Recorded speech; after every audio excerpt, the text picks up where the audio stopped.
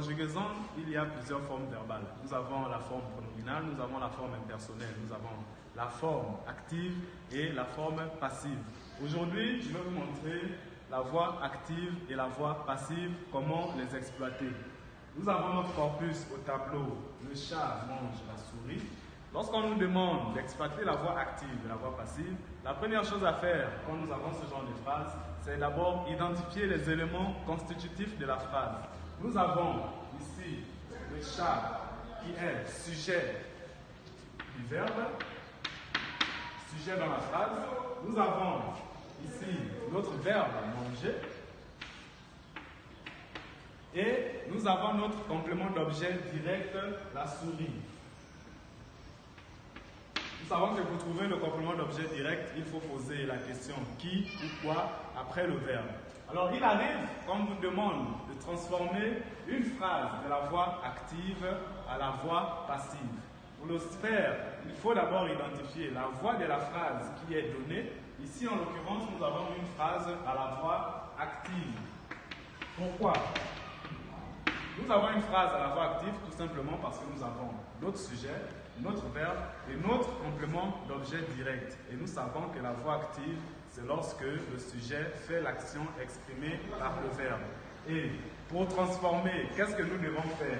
Alors, on nous dit que lorsqu'on doit passer de la voix active à la voix passive, il faut respecter un certain nombre de règles. Tout d'abord, nous avons le sujet de la voix active. Ici, nous avons le chat, donc nous marquons le chat qui devient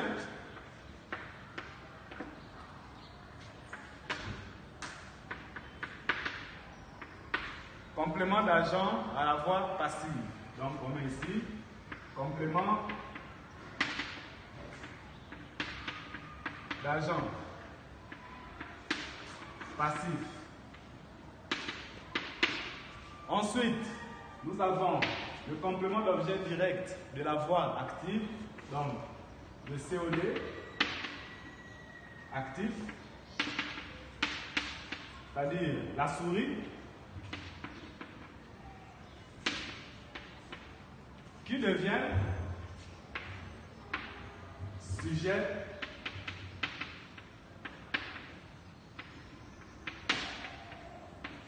de la voix passive. Là, nous avons deux transformations. On a le sujet de la voix active qui doit devenir complément d'agent à la voix passive.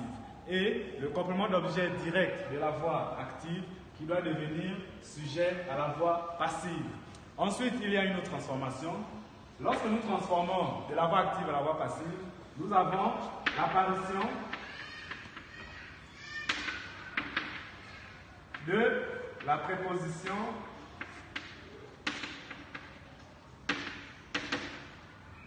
par. C'est un élément qui marque le complément d'agent dans la voix passive. Et enfin, nous avons le verbe, le temps du verbe qui devient composé.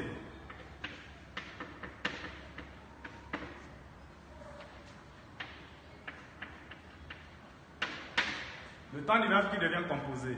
Et lorsqu'on transforme cette phrase, elle nous donne... Cette phrase que nous devons transformer alors deviendra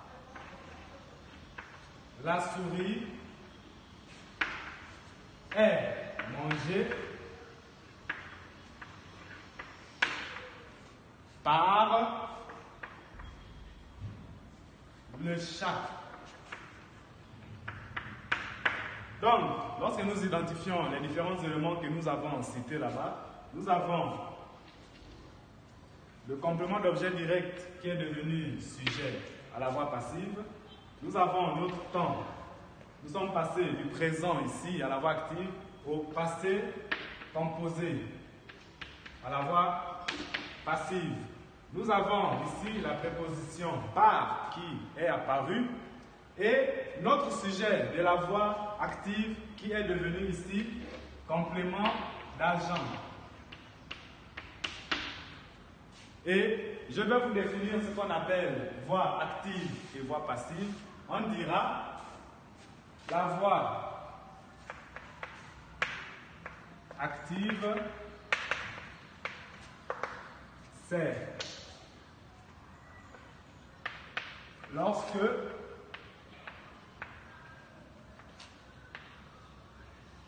le sujet fait l'action. Exemple, le chat mange la souris.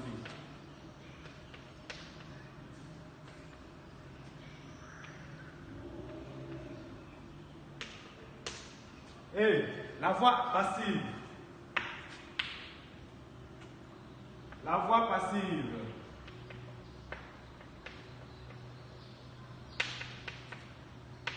C'est quoi? C'est lorsque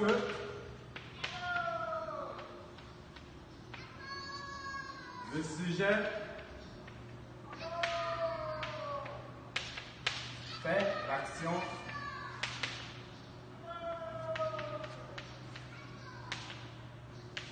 exprimée par le verbe.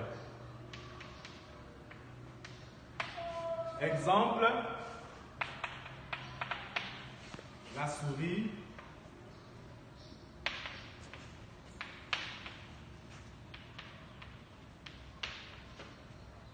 est mangée par le chat. Donc, chers amis, voici aujourd'hui expliqué devant vous l'exploitation de la voix active et la voix passive. On reprend, on récapitule en disant que la voix active, c'est lorsque le sujet fait l'action exprimée par le verbe. Et la voix passive, c'est lorsque le sujet subit l'action exprimée par le verbe.